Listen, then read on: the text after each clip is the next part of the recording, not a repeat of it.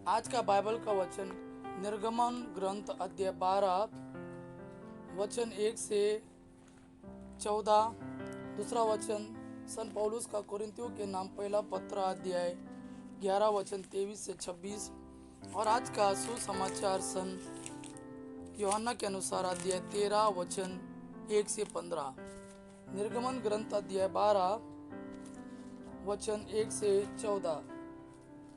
प्रभु ने मिस्र देश से में मूसा और हारून से कहा, यह तुम्हारे लिए आदि मास होगा, तुम ऐसे वर्ष का पहला महीना मान लो। तुम इसे वर्ष का पहला महीना मान लो। इज़राइल के सारा समुदाय को यह आदेश दो, इस महीने के 10वें दिन हर एक परिवार एक एक मेमना तैयार रखेगा।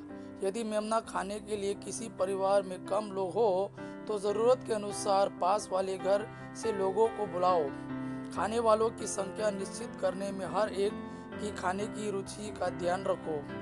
उस मेमने में कोई दोष ना हो, वह नर हो और 1 साल का, वह भेड़ा हो अथवा बकरा।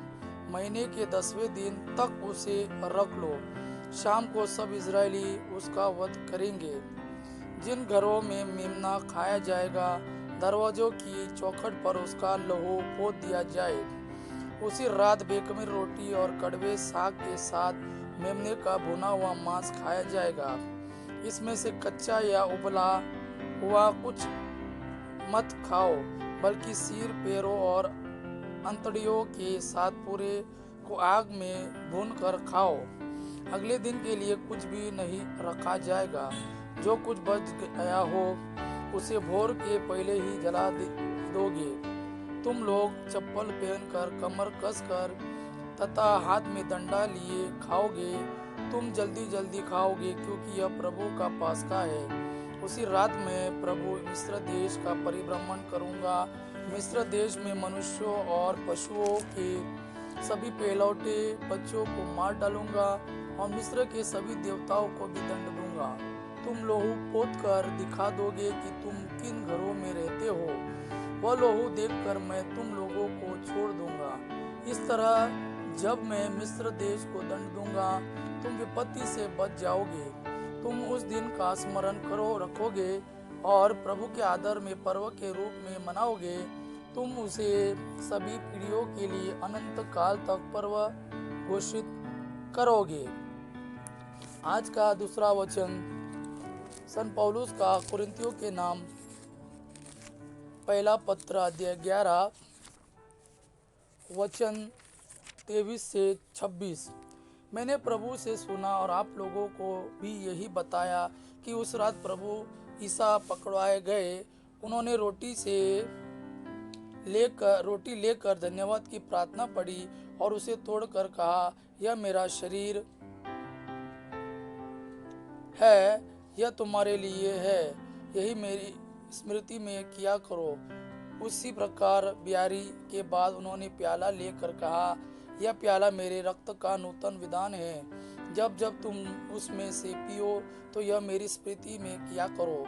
इस प्रकार जब जब आप लोग यह रोटी खाते और यह प्याला पीते हैं तो प्रभु के आने तक उनकी मृत्यु की घोषणा करते हैं। आज का सुसमाचार सन यूहन्ना के अनुसार अध्याय 13 वचन 1 से 15।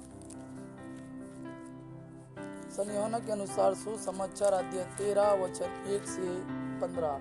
पास्का पर्व का पूर्व दिन था। ईसा जानते थे कि मेरी घड़ी आ गई है और मुझे यह संसार छोड़कर पिता के पास जाना है। वे अपने को जो इस संसार में थे प्यार करते आए थे और अब अपने प्रेम का सबसे बड़ा प्रमाण देने वाले थे।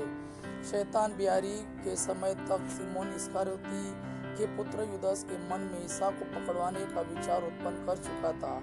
ईसा जानते थे कि पिता ने मेरे हाथों में सब कुछ दे दिया है। मैं ईश्वर के यहाँ से आया हूँ और ईश्वर के पास जा रहा हूँ। उन्होंने भोजन पर से उठकर अपने कपड़े उतारे और कमर में अंगोछा बांध लिया। तब वे परात में पानी भरकर अपने शिष्यों के पैर धोने और कमर में बंधे अंगोछे से उन्हें पोंछने लगे। जब वे सिमोन पेतरुस के पास पहुंचे तो पेतरुस ने उनसे कहा, प्रभु आप मेरे पैर धोते हैं। ईसा ने उत्तर दिया, तुम अभी नहीं समझते कि मैं क्या कर रहा हूँ, बाद में समझोगे। पेतरुस ने कहा, मैं आपको अपने पैर कभी नहीं धोने दूंगा। ईसा ने उससे कहा, यदि मैं तुम्हारे पैर नहीं धोऊंगा तो तुम्हारा मेरे साथ कोई संबंध नहीं रह जाएगा। इस पर सिमोन पेतरुस ने उनसे कहा, प्रभु तो मेरे पैर ही नहीं, मेरे हाथ और सिर भी धोइए। ईसा ने उत्तर दिया, जो स्नान कर चुका है उसे पैर के सिवा और कुछ धोने की जरूरत नहीं है, वह पूर्ण रूप से शुद्ध है। तुम लोग शुद्ध हो, किंतु सब के सब नहीं। वे जानते थे कि कौन मेरे साथ विश्वासघात करेगा, इसीलिए उन्होंने कहा, तुम सब के सब शुद्ध नहीं हो। उनके पैर धोने के बाद वे अपने कपड़े पहनकर फिर बैठ गए और उनसे बोले, क्या तुम लोग समझते हो कि मैंने तुम्हारे साथ क्या किया है? तुम मुझे गुरु और प्रभु कहते हो और ठीक ही कहते हो, क्योंकि मैं वही हूँ। इसलिए यदि मैं तुम्हारे प्रभु और गुरु ने तुम्हारे पैर धोए हैं तो तुम्हें भी एक दूसरे के पैर धोने चाहिए। मैंने तुम्हें उदाहरण दिया है, जिससे जैसा मैंने तुम्हारे साथ किया है वैसा ही तुम भी किया करो। यह प्रभु का वाणी है। प्रभु को धन्यवाद। आबा पिता की महिमा और पुत्र यीशु का प्रेम आप पर सदा सर्वदा बना रहे। आमीन।